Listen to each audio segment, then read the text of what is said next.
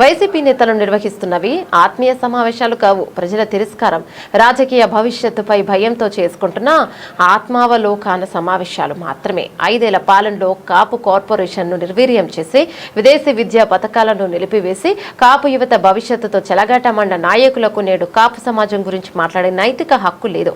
పిఠాపురం ప్రజలు ఘన విజయం అందించిన జనసేన అధినేత ఉప ముఖ్యమంత్రి శ్రీ పవన్ కళ్యాణ్ గారిపై వ్యక్తిగత విమర్శలు చేయడం వైసీపీ నేతల రాజకీయ నిరాశకు నిదర్శనం. ప్రజాస్వామ్యంలో ఎక్కడి నుంచైనా పోటీ చేసే హక్కు ప్రతి నాయకుడికి ఉంది. ప్రజల ఆశీర్వాదంతోనే పవన్ కళ్యాణ్ గారు చారిత్రాత్మక విజయాన్ని సాధించారు. కార్యకర్తలను గౌరవించడం జనసేన పార్టీ సిద్ధాంతం. సామాన్య కార్యకర్త కొట్టే సాయిని ఆదుకొని నేడు ఆలయ చైర్మన్ స్థాయికి తీసుకువచ్చిన చరిత్ర జనసేన పార్టీదే.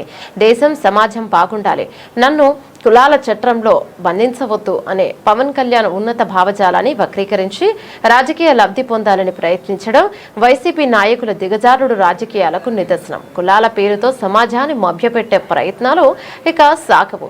ప్రజలు నిజాలను గమనిస్తూనే ఉన్నారు. స్వార్థ రాజకీయాల కోసం కాపు సమాజాన్ని ఉపయోగించుకోవాలని చూస్తే ప్రజలే తగిన బుద్ధి చెబుతారని మంత్రి కందుల దుర్గేష్ అన్నారు.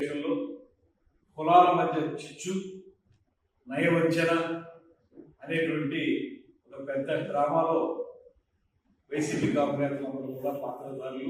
ఆ డ్రామానే ఇవాళ మనకు చూపించడం జరిగింది.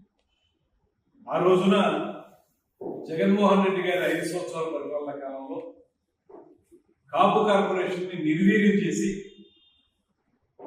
అంతకుముందు తెలుగుదేశం జనసేన ఆధ్వర్యంలో కాపు కార్పొరేషన్ ఇచ్చినటువంటి నిధుల్ని ఏమాత్రం ఇవ్వకుండా ఏ ఒక్క పేద కాపు విద్యార్థికి కూడా సహకారం అందించినటువంటి సమయంలో మీరందరూ ఎక్కడ ఉన్నారు?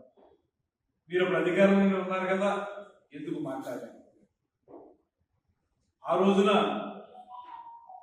2014 నుంచి 19 వరకు విదేశీ విద్యా నిధి అనేటువంటి పథకం కింద అనేక మంది కాపు యువతకి నిధుల్ని సమకూర్చి వారందరూ కూడా గ్లోబల్ లీడర్స్ గా ఎదగడానికి ఆ ప్రభుత్వం కృషి చేస్తే ఇవాళ మీ 2019 నుంచి 24 మీ ప్రభుత్వం అక్కడ విదేశీ విద్య ద్వారా వెళ్ళినటువంటి వాళ్ళకి సరైనటువంటి నిధులు సమకూర్చకుండా వారిని ఇబ్బందులు పెట్టినటువంటి వాస్తవం కాదా?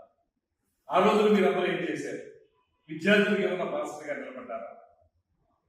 అదేవిధంగా కొట్టే సాయి అనేటువంటి ఒక జనసేన కార్యకర్త ఆ రోజున తిరుపతిలో ఆయన మీద అప్పటి ప్రభుత్వం పోలీసులు ఇబ్బందికరంగా మ్యాన్ హ్యాండ్లింగ్ కూడా చేస్తే ఆ రోజు మీరు ఎక్కడైనా కూడా ఒక ఆత్మీయ సమావేశం పెట్టారా? అతనికి సపోర్ట్గా ఏమన్నా మాట్లాడగలిగారా? అదే సమయంలో పవన్ కళ్యాణ్ గారు ప్రత్యేకంగా అక్కడికి వెళ్ళి అతనికి బాసటగా నిలబడి ధైర్యం చెప్పి అతన్ని ఓదార్చి తిరిగి మేము మళ్ళీ మొన్న అధికారంలోకి వచ్చిన తర్వాత ఏకాఏకిగా ఆ కార్యకర్తని కాళహస్తి ఆలయానికి చైర్మన్ గా నియమించినటువంటి సందర్భం చేస్తాం. మీ జగన్మోహన్ రెడ్డి ఆధ్వర్యంలో ఏ రోజైనా ఒక సామాన్య కార్యకర్తగా ఆ స్థాయి పదవించారా? ఒకసారి మీరు అందరూ ఆత్మావలోకం చేసుకోండి. మీకు ఇవాళ ఆత్మీయ సమావేశం ఎందుకు గుర్తుకొచ్చిందంటే ఇక మళ్ళీ మీ ప్రభుత్వం రాదనేటువంటి భయంతో ఏదో రకంగా కులాల మధ్య చిచ్చు పెట్టాలనేటువంటి మీ నాయకుడి యొక్క డైరెక్షన్లో ఈ రకమైనటువంటి సమావేశాలను ఏర్పాటు చేసుకున్నారు. అదేవిధంగా పవన్ కళ్యాణ్ గారు ఒక మాట స్పష్టంగా చెప్తా ఉన్నారు. తొలి నుంచి కూడా తాను పుట్టినటువంటి కులానికి గౌరవిస్తాను తప్పితే అంత మాత్రం చేత సమాజంలో కులాల మధ్య విభేదాలు ఉండకూడదు అనేటువంటి మాట ఇప్పుడు చెప్తా ఉన్నారు. సమాజ హితం కోరుకునేటువంటి వ్యక్తి పవన్ కళ్యాణ్ గారు.